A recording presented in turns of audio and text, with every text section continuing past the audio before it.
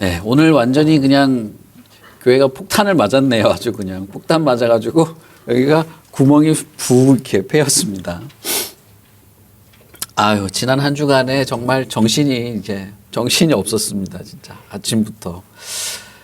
그리고 여러분들 한 분 한 분 이렇게 검사해서 결과가 어떻게 나오는지도 너무나 조바심을 나면서 제가 기다리게 되고, 참 이게 진짜 어려운 시기인 것 같습니다. 여러분, 교회가 교회로서의 본분을 다하는 면에 있어서 복음 진리를 전하고 함께 예배하고 하나님께 영광 돌리는 그 일을 하는데, 이 일에 우리가 뭔가를 방해를 받거나 거기에 의기가 꺾이거나 우리의 마음이 약하여지도록 만드는 일은 지금 이런 시대만 있는 건 아니고 언제나 있었습니다. 초대교회 때부터 있었고 앞으로도 계속 있을 것입니다. 그러니까 여러분, 이런 문제에 대해서 우리가 좀 지혜롭게 항상 대처를 잘 했으면 좋겠고, 우리가 하나님의 말씀과 진리를 따라 살아가는 것 가운데에서 제가 지난번에 말씀드린 것처럼 하나님이 우리에게 주신 사랑의 의무도 같이 잘 해야 되는 것이죠. 그런 면에서 여러분, 우리가 서로를 위해서 좀 기도를 해주시면 좋겠고, 우리 교회 모여서 예배드리고 이런 일들을 하는 일에 있어서 우리가 좀 뭐랄까 흔들리지 않도록 그렇게 하시면 참 좋겠다, 그런 생각이 듭니다.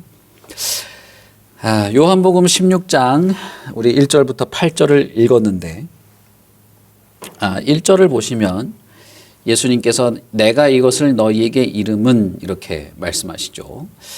여기서 예수님이 너희에게 이른 것이라고 말하는 것은 요한복음 14장부터 쭉 이어지는 16장, 이렇게 길게는 17장까지 이어지는 우리가 흔히 말하는 고별 설교에 해당되는 내용입니다. 예수님께서 제자들의 발을 씻기시고 이제 저녁이 돼서 저녁 식사를 하고 나면 이제 잡혀가게 될 겁니다. 십자가에 매달릴 거예요. 그 사이에 요한복음은 예수님이 마지막 설교를 한 것을 기록하고 있습니다. 그래서 요한복음 14장부터 이어지는 이 내용, 16장까지 포함해서 이 내용은 예수님이 제자들에게 한 마지막 설교입니다. 십자가에 달리기 전에 예수님이 발도 씻고 설교도 하고 식사도 하고 잡혀가시는 그런 흐름으로 되어 있죠.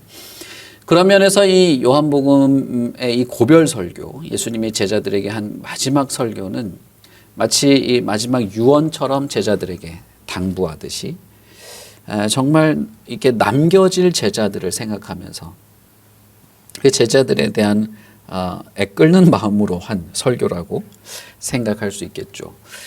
그런 면에서 여러분, 요한복음 14장부터 16장까지를 잘 읽어보시면은 그 예수님의 마음이 정말 잘 느껴지는 그런 내용들이라고 할 수 있겠습니다. 그래서 16장 1절에 내가 이것을 너희의 이름은에 해당되는 내용은 14, 15, 16을 다 포함한다고 보시면 되겠습니다. 그런데 예수님이 이렇게 말하죠. 너희에게 이름은 너희로 실족하지 않게 하려고 한다, 이렇게 말하는 거예요. 그러니까 예수님께서 십자가에 달리기 바로 직전까지 제자들에게 설교를 했고 이것을 마지막에 설교의 내용으로 전하면서 내가 이걸 얘기하는 것은 너희들이 실족하게 될 수도 있는데 실족하지 않도록 하려고 이것을 전한다라고 말한 것입니다. 실족한다라고 하는 말은 문자적인 의미로는 죄에 빠지다라는 말입니다. 죄에 빠진다, 혹은 성경에서는 넘어진다라는 말로도 사용됐고, 어디에 걸린다, 떨어진다, 믿음에서 멀어진다, 혹은 버린다, 이런 여러 가지 상황에서 사용된 단어입니다. 그래서 실족하다라고 하는 단어는 그 맥락에서 적절하게 해석을 해야 되는 단어가 되죠. 여기서는 죄에 빠진다라기보다는 넘어진다 혹은 떨어진다, 믿음이 떨어지는 그런 내용으로 볼 수 있겠습니다. 예수님은 베드로에게도 내가 너의 믿음이 떨어지지 않도록 내가 기도한다 이렇게 말씀을 하시죠. 그런 것과 비슷하다고 볼 수 있겠죠. 그러니까 예수님은 마지막에 제자들에게 설교하시면서 너희들의 믿음이 떨어지게 될 수도 있는데 넘어지고 걸림이 되고 죄에 빠지거나 하는 그런 실족하게 될 수도 있는데 그렇지 않도록 내가 무언가를 전달했다고 하는 것입니다. 그렇다면 이 예수님의 제자들, 주님께서 떠나시고 나면 남은 이 제자들이 어떤 실족의 환경에 처하게 된다는 것일까? 요한복음 16장 우리가 읽은 이 본문의 말씀을 보시면 우리는 제자들이 실족하게 될 환경이 있다. 그리고 예수님이 그것을 예상하고 있다라고 하는 것을 알 수 있습니다. 2절에 보시면 사람들이 너희를 출교할 뿐 아니라 때가 이르면 무릇 너희를 죽이는 자가 생각하기를 이것이 하나님을 섬기는 일이라 하리라 라고 말하죠. 분명히 예수님은 제자들에게 너희들이 실족하지 않도록 내가 이걸 전한다라고 하면서 남겨진 제자들이 출교의 위협을 겪게 될 것, 그리고 심지어는 죽이려는 사람들이 이제 일어나게 될 것들, 그리고 그 죽이는 사람들은 오히려 내가 하나님을 잘 섬기기 위해서 저 예수의 제자들을 죽여야 되겠다고 하는 어떤 그런 억울한 상황들이 벌어지게 될 것을 말하고 있다는 것입니다. 이 당시 이스라엘 사회에서 출교를 당한다는 것은 완전히 뭐라고 해야 될까요? 모든 것이 박탈되는 것이죠. 종교와 정치와 삶이 분리되어 있지 않는 사회이기 때문에 출교를 당한다는 것은 완전히 끝장나는 것입니다. 그렇게 될 뿐 아니라 심지어는 죽이는 것까지 아주 당연하게 죽임을 당하는 그런 상황도 올 수 있다는 것이죠. 제자들이 출교를 당하거나 죽임을 당하는 이런 핍박과 고난이 찾아올 수 있게 된 것, 그리고 이런 상황에서 아무리 제자들이라 할지라도 고통에 빠져서 넘어지거나 고통과 고난 속에서 믿음을 저버리는 일이 일어날 수도 있다는 것입니다. 그러니 믿음이 떨어지는 것, 베드로에게도 예수님이 그렇게 말씀하셨던 것처럼 그것은 예수를 믿는 믿음 혹은 예수 그리스도를 섬기는 이유 때문에 고난을 겪게 되거나 예기치 않은 불행이 찾아오거나 기대하지 않는 핍박이나 고난 속에서 우리의 마음이 흔들릴 수 있다는 것입니다. 주님은 실족하지 않도록 내가 이 설교를 한다고 하면서 그 실족할 위협된 상황들을 미리 말씀하십니다. 만약에 저와 여러분이 알고 있는 기독교 혹은 우리가 믿고 있는 이 기독교 신앙이라고 하는 것이 이 사회가 만들어 놓은 원리가 아닌 성경, 그리스도의 교훈의 원리로 살아가는 것이 유일한 삶의 원리고 구원의 방편으로 믿고 있는 것이 맞다면, 저와 여러분이 생각하는 기독교 신앙이 이것임을 확실히 믿고 있다면 그것은 이 세상이 보장해주는 성공이나 부나 명성과 기독교가 부합하지 않을 수도 있다는 것을 의미하는 것입니다. 여러분, 제가 무슨 말씀을 드리는지 아시겠습니까? 저와 여러분이 예수를 믿는다, 기독교인이다, 혹은 기독교 신앙을 가지고 있다라고 하는 말은 근본적으로 그 말은 이 세계가 자연스럽게 받아들이고 운영하고 있는 이 세상의 기준과 원리와는 다른 예수 그리스도의 교훈을 유일한 삶의 원리요 구원의 방편으로 생각하며 살아가는 것을 말하는 것입니다. 그러니 세상의 원리에 따라서 움직여지면서 얻어지는 부와 명성과 기독교는 일치되지 않을 수도 있다, 이 말입니다. 실제로 초대교회 많은 성도들이 부나 명성을 얻는 것과는 다른 삶을 살았습니다. 오늘날 기독교는 예수를 믿는 것 혹은 기독교에 참여하는 것, 기독교 신앙을 가지는 것을 하나의 적금 상품처럼 홍보합니다.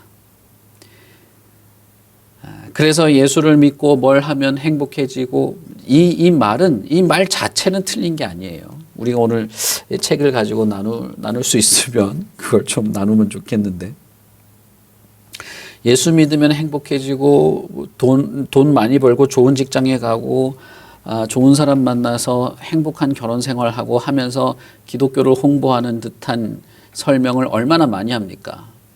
물론 우리는 하나님 안에서 참된 행복과 참된 위로와 안식을 누립니다.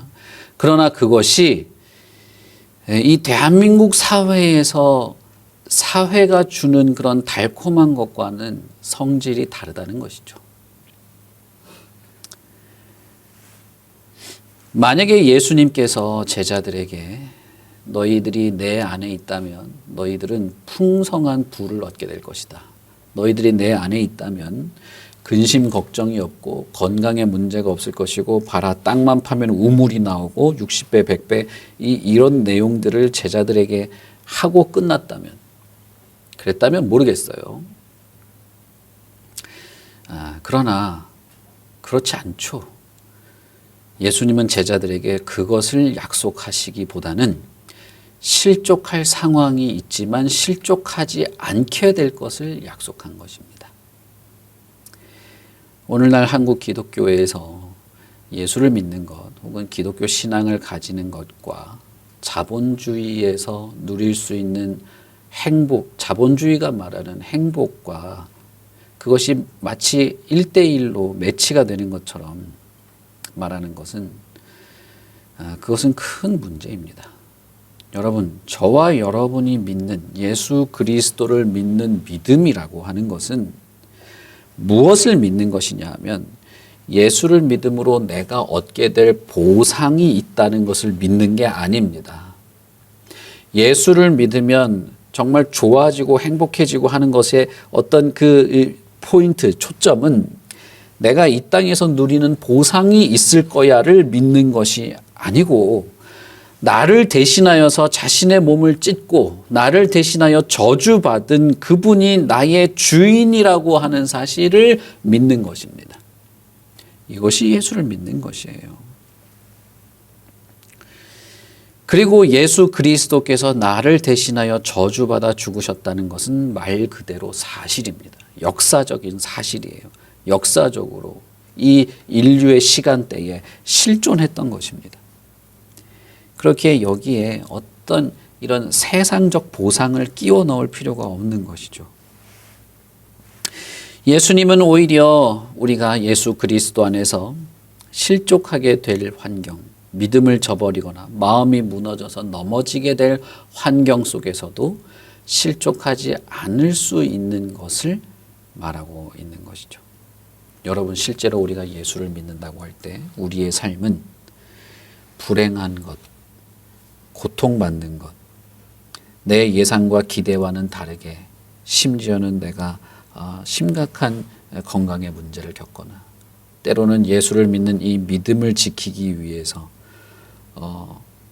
순전한 어떤 마음으로 살아가게 되는 것을 조롱당하게 되는 이런 일들이 항상 있습니다. 언제나 있고 여기서 벗어나 있지 않습니다. 결국 다시 말하면 제자들뿐 아니라 저와 여러분이 언제나 실족의 위험에 노출되어 있고 우리가 살아가는 세계는 그런 세계라는 것입니다. 그런데 그 주님은, 예수님께서는 자기 자신을 십자가에 내어주는 그 직전의 상황에서도 제자들이 실족하지 않게 될 것을 신경 쓰고 있다는 것이에요. 이 남겨진 자들이 믿음이 떨어지거나 넘어지거나 마음이 무너지지 않게 될 것에 마음을 쓰고 그분이 집중하고 있다는 사실입니다. 자, 여러분, 그러면 주님은 어떻게, 이제 주님이 떠나고 없을 텐데 십자가에 매달려 죽고 부활하셔서 승천하시고 이제 제자들과 함께 있지 않을 텐데 어떻게 제자들이 그런 위협적인 상황 속에서 실족하지 않게 될 수 있다고 말하고 있습니까? 그것은 우리가 이 고별 설교를 쭉 읽어보시면 하나의 그 맥락을 알 수 있는 것인데, 우리 요한복음 14장을 보시면 14장 16절을 보시면 예수님이 이렇게 말하죠. 이 요한복음 14장은 예수님께서 내가 길이요 진리요 생명이다 라고 하면서 내가 아버지 집에 거할 곳이 많다 이런 얘기들을 쭉 하시다가 내가 아버지께 구하겠으니 그가 또 다른 보혜사를 너희에게 주사 영원토록 너희와 함께 있게 하리라 라고 말씀하십니다. 보혜사를 주겠다는 것이죠. 그리고 이 보혜사는 영원히 떠나지 않는 그런 분이라는 거예요. 14장 25절부터 26절을 보시면 내가 아직 너희와 함께 있어서 이 말을 너희에게 하였거니와 보혜사 곧 아버지께서 내 이름으로 보내실 성령 그가 너희에게 모든 것을 가르치고 내가 너희에게 말한 모든 것을 생각나게 하리라 라고 말씀하시죠. 다시 말하면 내가 아직까지 너희와 함께 있어서 이 말을 하고 있지만 이제는 내가 말할 수 없는 때가 오는데 그때는 보혜사께서 내 대신 말해줄 거라는 거예요. 요한복음 15장을 보시면 계속되는 고별 설교죠. 15장은 나는 참 포도나무고 너희는 가지라서 나한테 붙어 있으면 되고 뭐 이런 이야기들을 쭉 하는 것입니다. 쭉 하면서 그 사랑의 관계에서 결합되는 그 나무와 가지의 관계를 이야기하시다가 15장 26절을 보시면 내가 아버지께로부터 너희에게 보낼 보혜사 곧 아버지께로부터 나오시는 진리의 성령이 오실 때에 그가 나를 증언하실 것이다 라고 말하죠. 요한복음 15장도 결국은 보혜사를 보낸다는 말을 언급하고 있는 것입니다. 그러니까 여러분 이 고별 설교는 전체적으로 보면 예수님이 남겨진 제자들에게 어떤 믿음과 어떤 신실함을 쭉 이야기하시지만 보혜사를 보낸다는 것을 반복적으로 이야기하고 있는 것입니다. 그리고 우리가 읽은 요한복음 16장에서도 16장 7절을 보시면 그러나 내가 너희에게 실상을 말하노니 내가 떠나가는 것이 너희에게 유익이라. 내가 떠나가지 아니하면 보혜사가 너희에게로 오시지 아니할 것이요 가면 내가 그를 너희에게로 보내리니 이렇게 말하죠. 그러니까 이 고별 설교는 하나의 큰 일관된 어떤 예수님의 그 주장이 있는데 그건 뭐냐면 보혜사를 보내겠다는 거예요. 그리고 보혜사는 온다는 것이고 이 보혜사는 나 대신에 너희들에게 모든 것을 말해주고 기억나게 하고 생각나게 하고 영원히 떠나지 않는 분이다라는 것을 말한 것입니다. 보혜사라고 하는 말은 도와주는 분이란 뜻이죠. 법정적인 용어로서는 변호사라는 뜻이고 일반적인 말로는 도움이라는 뜻입니다. 돕는 자, 헬퍼라는 뜻입니다. 그러니까 그가 예수님 대신 이 땅에 오시고 저와 여러분과 함께 계시고 영원히 떠나지 않으면서 우리를 도우십니다. 예수님 대신 우리에게 말씀하시고 함께 있는다는 것입니다. 실족하지 않을 수 있는 이유는 제자들이 부유해지기 때문이 아닙니다. 실족하지 않을 수 있는 이유는 제자들이 잃어버린 건강을 되찾기 때문이 아닙니다. 물론 그렇다고 가난하게 살게 된다는 걸 말씀드린 건 아니에요. 실족하지 않을 수 있는 이유를 말씀드리는 거예요. 실족하지 않을 수 있는 이유는 눈에는 보이지 않으나 그러나 주님께서 여전히 우리와 함께 하시기 때문이라고 말하는 것입니다. 성령께서는 어떤 분이신가? 여러분 우리가 요한복음을 우리 성경 공부 우리 주중에 성경 공부하시는 분들은 나눠서 우리가 여러 번 말씀드렸습니다마는 성령께서는 오직 예수 그리스도의 말씀을 기억나게 하고 예수 그리스도의 말씀을 우리에게 깨닫게 하고 예수 그리스도의 말씀을 우리에게 전달해 주시는 분이에요. 이걸 아주 극단적으로 말하면 성령님은 자기의 말을 하시는 분이 아니고 예수님의 말을 하시는 분입니다. 예수님도 그랬죠.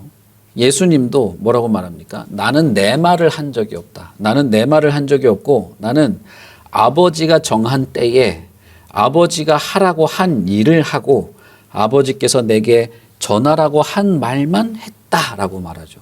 예수님의 사역은 완전히 그거였어요. 그래서 제자들이 예수님을 볼 때에 누구를 보는 것과 같은 겁니까? 하나님 아버지를 보는 것과 같은 것입니다. 예수님도 자기 자신에 대해서 그렇게 말했죠. 나를 본 자는 곧 아버지를 본다라고 말했죠. 왜냐하면 예수님은 자기 얘기를 하지 않았어요. 아버지의 얘기만 했습니다. 정해진 때도 아버지가 정해진 때가 아니면 안 했어요. 그래서 사람들이 예수님을 죽이려고 할 때도 아직 때가 아니었기 때문에 죽지 않은 것이죠. 예수님이 나를 그리스도라고 아직 때가 아니니까 그리스도라고 전하지 말라라고 할 때도 그건 결국 아버지의 때가 아니라는 겁니다. 때가 되었을 때는 그리스도라고 전하게 되는 것이죠. 그런데 성령도 마찬가지입니다. 성령께서도 예수 그리스도의 말, 그분의 가르침과 교훈 아니고서는 우리에게 전달하는 것이 아닙니다. 그리고 그것을 깨닫고 기억나게 하십니다. 그러니 여러분, 성령을 무슨 손에서 이렇게 레이저 나가고 눈에서 뭐 나가고 이런 걸로만 생각하시면 곤란하죠. 성령은 뭡니까? 곧 예수 그리스도를 경험하는 것과 똑같은 것입니다. 예수를 보면 아버지를 보는 것과 같은 것처럼 성령께서 우리와 함께 하실 때 우리는 예수 그리스도께서 나와 함께 하시는 것과 같은 것이죠. 즉 주님께서는 지금 물리적으로는 제자들과 함께 있지 않지만 성령께서 함께 하심으로써 그리스도와 내가 함께 연합하여 있고 영원히 떠나지 않는 그 주님을 우리는 경험하게 되는 것입니다. 내가 너희에게 실상을 말한다. 어떻게 이 세상이 실제로 어떻게 되어 있는지를 내가 말하겠다. 그것은 성령 보혜사가 너희에게로 오게 되고 그리고 성령은 죄에 대하여 의에 대하여 심판에 대하여 세상을 책망하시게 될 것이라는 겁니다. 진리의 영이신 성령께서 제자들과 함께하면서 그리스도를 생생하게 증언하게 될 겁니다. 살아있고 역동하는 그리스도를 느끼고 경험하게 될 것입니다. 진리의 성령이 오실 때 그가 나를 증언할 거라고 말씀하셨죠. 그러므로 제자들은 그냥 내팽개에 채워진 것이 아닙니다. 실족이라는 단어에 포함된 버려지고 버리는 그런 것처럼 제자들은 남겨진 것이 아니고 주님과 함께 있고 주의 성령께서 함께 하심으로써 믿음이 떨어지거나 죄에 빠지지 않도록 도와주시는 것입니다.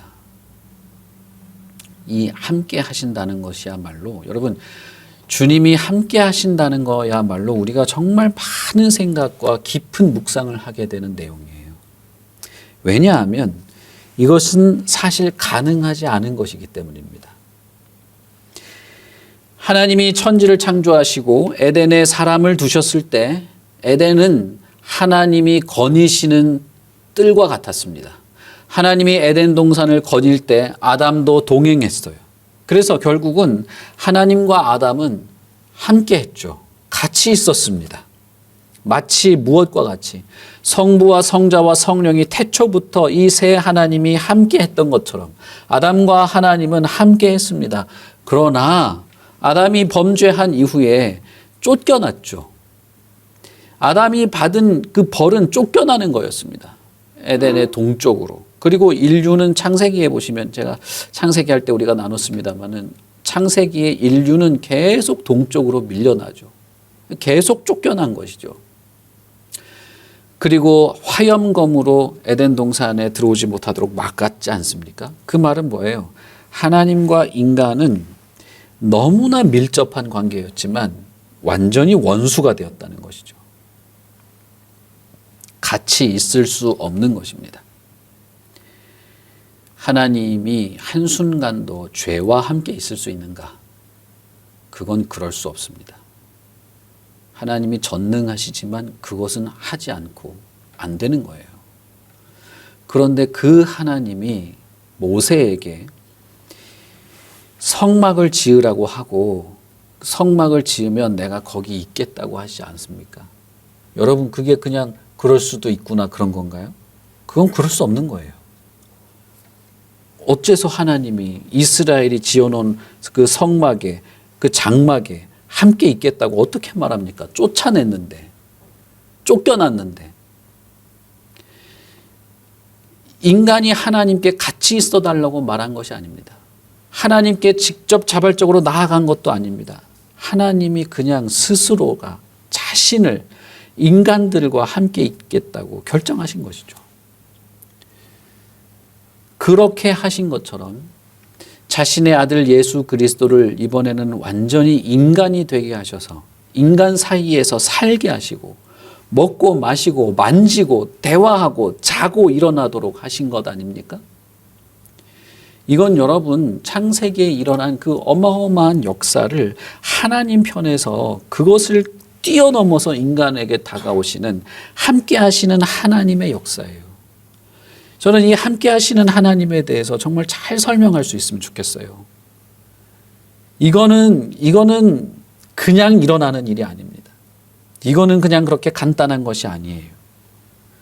예수님께서 떠나시면서조차도 성령 보혜사가 내가 보내주는데 그 성령은 너희들을 영원히 떠나지 않을 거야 라는 말은 이것은 여러분 엄청난 겁니다. 어마어마한 것이에요. 그냥 그럴 수도 있으면 좋고 그런 것이 아닙니다. 실족하고 고난에 처하고 불행 속에서 몸부림치며 울부짖는 자에게 함께 있겠다고 말하는 이 주님의 이 약속과 실제로 우리와 함께 하시는 이 성령님은 사실상 그 모든 불행의 원인, 그 모든 불행과 핍박과 고통과 그 절규의 원인인 하나님께 범죄함으로 쫓겨난 이 인간의 상태를 해결하시는 하나님의 역사인 것입니다. 그러므로 함께 있겠다고 하는 이것, 주님이 성령께서 우리와 함께 하신다는 것은 여러분 우리가 실족하지 않을 수 있는 이유예요. 나와 함께 하신다. 주님이 내 곁에 계신다. 이 믿음. 그래서 그 주님께 내 모든 어려움을 고백하고 토로하고 위로받기를 원하고 내 짐을 주님이 져주시기를 바라는 마음으로 주님께 내 모든 어려움과 고통을 내어놓는 이것이야말로 우리가 실족하지 않을 수 있는 이유가 되는 것입니다. 주님이야말로 우리가 얼마나 주님이 우리와 함께 있어야만 하는지를 아시는 분입니다. 그래서 예수님이 승천하실 때 뭐라고 말씀하십니까? 볼지어다. 내가 세상 끝날까지 너희와 항상 함께 있으리라 라고 말하지 않습니까? 예수님이 겟세마네 동산에서 기도하실 때 너무나 고통스러웠죠. 너무나 공포에 질려 있었습니다. 죽을 것 같은 공포심에 쌓여서 하나님께 기도하기 시작했어요. 우리는 사실 너무 공포에 질리면 기도하기 어렵거든요. 그러나 주님은 기도했습니다. 그런데 주님이 겟세마네 거기서 기도하실 때 마치 이 땀샘에서 피가 비칠 정도로 정말 간절하게 기도할 때 제자들에게 뭐라고 말합니까? 내 마음이 매우 고민하여 죽을 지경인데 너희는 여기 머물러서 나와 함께 있어라. 이렇게 말하죠. 제자들은 졸려서 눈도 뜨지 못했습니다.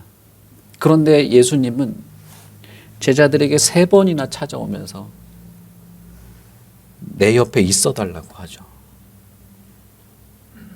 예수님이야말로 이 지독한 공포와 고통, 근심과 핍박, 고난과 절망 속에서 누군가 옆에 있어 주어야 하는 것이 무엇인지를 아는 분이에요. 하나님이야말로 그것을 압니다. 주님이야말로 그것을 알아요. 이렇게 이 별것 아닌 제자들, 별것 아닌 이 피조물, 졸려서 휘청거리는 이 사람에게도 예수님은 나와 함께 있자고 말할 정도의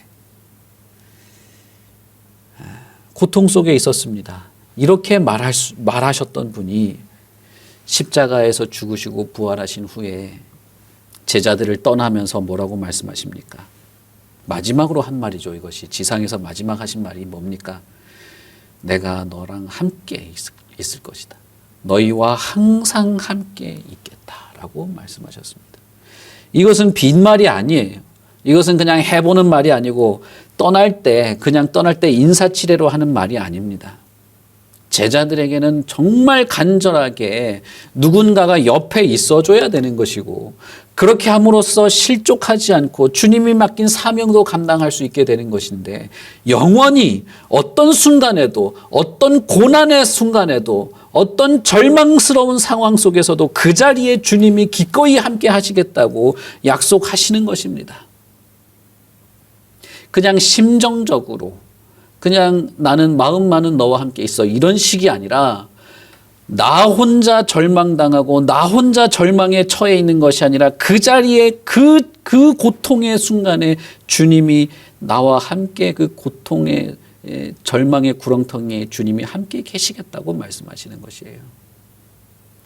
그래서 다윗이 이렇게 말하죠. 내가 사망의 음침한 골짜기를 다닐지라도 내가 해를 두려워하지 않는 것은 주께서 이 사망의 음침한 골짜기 이 자리에 나와 함께 하심이기 때문이다 라고 말했죠. 다윗은 지금 머릿속에 망상을 말한 게 아닙니다. 개념을 말한 게 아니에요. 이 사망의 음침한 이 더러운 치욕스러운 자리에도 주님이 기꺼이 나와 함께 계시고 이 치욕을 나와 함께 당하신다는 말을 한 것입니다. 누가 그럴 수 있습니까? 어느 누가? 어떤 순간에 어떤 자리에라도 함께 있겠다고 약속한 자가 누굽니까? 아무도 없습니다. 여러분, 아무리 서로 사랑하는 사이라도 이런 일은 벌어지지 않습니다. 그 사랑이라는 것이 얼마나 쉽게 깨집니까? 내 자존심을 살짝만 건드려도 전쟁이 나잖아요. 그러나 주님은 그런 분이 아닙니다. 주님은 절대 그렇지 않습니다. 내가 가장 비참하고 치욕스러운, 심지어는 내가 죄악의 순간에 떨어져 허우적거릴 때조차도 그 자리에 기꺼이 함께 하시는 분이 우리 주님이에요. 그러니 여러분, 우리는 절망하지 않을 수 있고 실족하지 않을 수 있고 우리의 믿음을 포기하거나 주님으로부터 등을 돌리지 않을 수 있는 것입니다. 아니, 오히려 더 주님께 나아가고 주님께 매달릴 수 있는 것이죠. 우리는 이 본문이 예수님께서 십자가에 달리기 불과 얼마 전에 제자들을 향하여 한 설교라고 하는 것을 생각해 볼 필요가 있습니다. 왜냐하면 주님께서 이 고통과 고난, 출교와 사망의 어떤 절망적인 상황을 모르시는 분이 아니기 때문이에요. 우리가 왜 실족하지 않을 수 있는가? 그분이 나와 함께 하신다는 것은 결국은 그분이 우리의 고통을 잘 아시는 분이기 때문에 실족하지 않을 수 있는 것입니다. 아무리 나와 함께 있고 옆에 있어도 얼마나 아픈지 모르는 것과 아는 것은 천지 차이죠. 한번 이 고별 설교 이후를 생각해 봅시다. 설교가 끝나면 곧 군인이 들이닥쳐서 예수님을 밤새도록 고문하고 폭력을 행사해서 거의 걷지 못할 지경을 만들어 놓습니다. 바로 그 시간이 몇 시간 남지 않은 것을 아시면서 주님이 이 설교를 하시는 겁니다. 주님이 이어서 달리실 이 십자가, 죽음의 이 공포는 원래 주님의 것이 아니었습니다. 그것은 바로 저와 여러분, 바로 여러분이 당할 공포예요. 주님의 공포가 아닙니다. 그것은 바로 여러분의 것이었습니다. 그런데 그분이 친히 오셔서 그 공포와 저주와 절망의 고통을 당하신 것입니다. 그리고 바로 그 경험을 가지신 분이 함께 하시겠다고 약속하시고 있는 것이죠. 이것은 단순히 그저 멀찍이 떨어져서 동행하는 정도, 혹은 심정적으로 공감해 줄게 라고 하는 정도가 아닌 공포와 고통의 그 자리에서 함께 겪었던 자로서 저와 여러분이 겪을 고통과 고난을 아시고 공감하고 나누어진다는 것을 말하는 것입니다.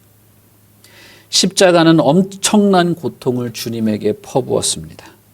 십자가는 그런 것입니다. 그는 우리가 당하는 고난이 무엇인지를 아십니다. 부당하고 쓸쓸하고 고독하고 냉랭하고 억울하고 배신을 당하고 오해받고 버림받는 것, 그 절망 속에서 처절하게 몸부림치는 것이 무엇인지를 아십니다. 물론 이러한 불행은 모두 우리의 죄의 결과죠. 우리의 악함의 결과입니다.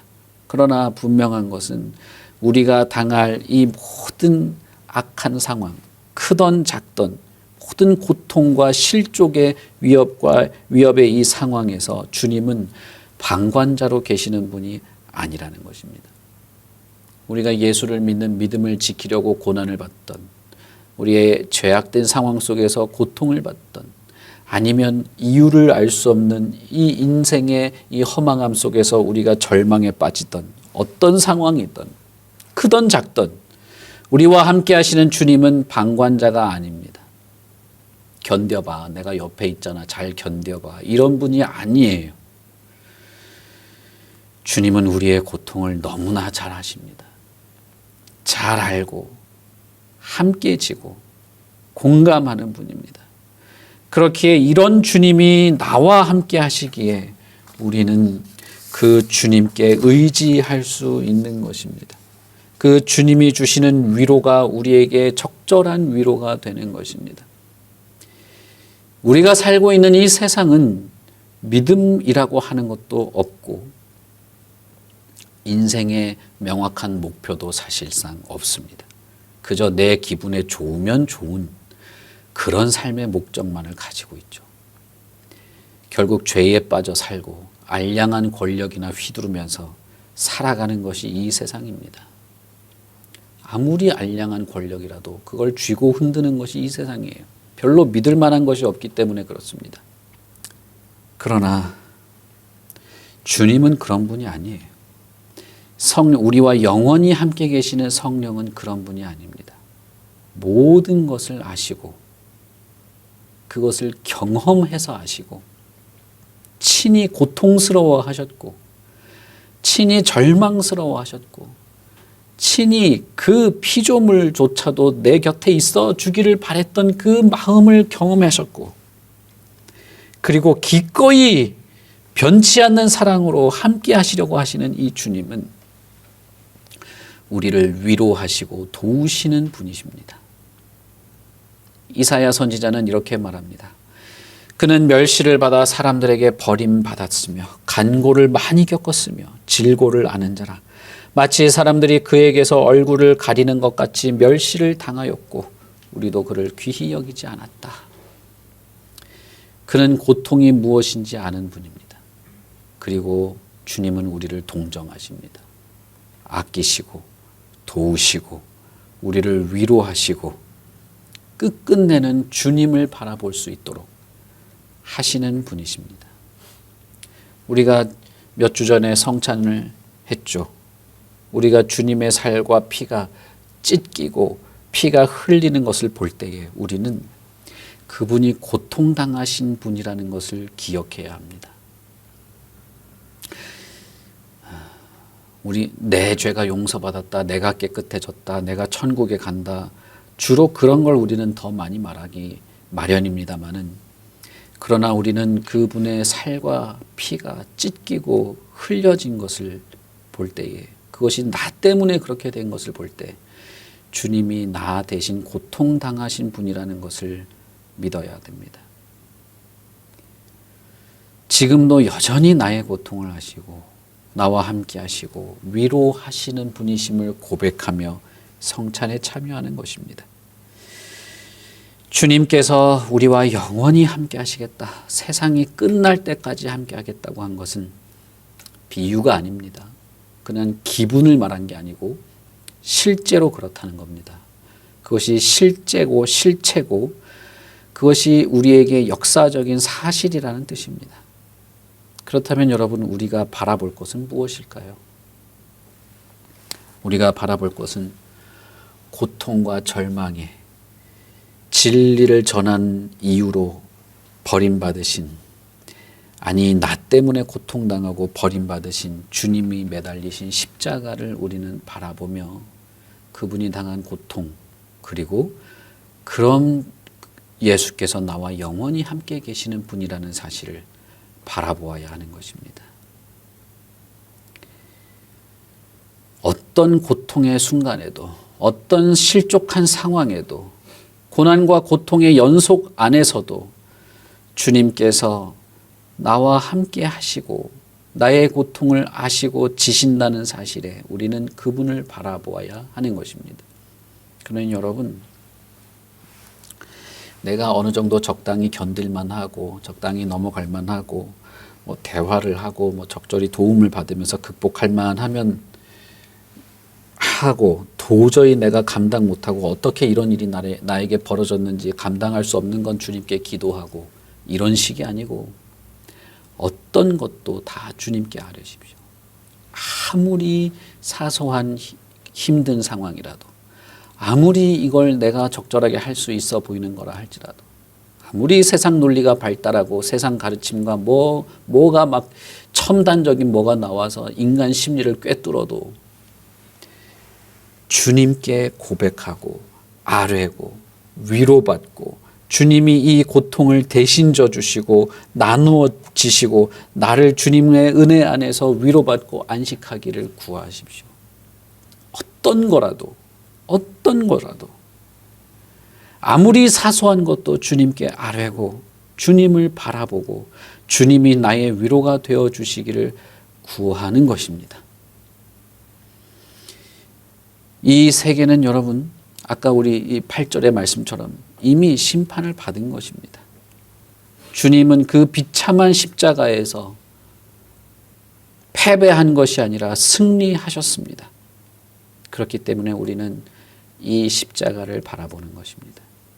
주님이, 바로 그 주님이, 십자가에서 피 흘리시고 몸을 찢기신 이 주님이 우리와 함께 하시고 실족하지 않도록 도우시고 절망하지 않도록 이끄시고 절망 속에서 우리를 건져주시는 바로 그분입니다. 우리 같이 기도하겠습니다.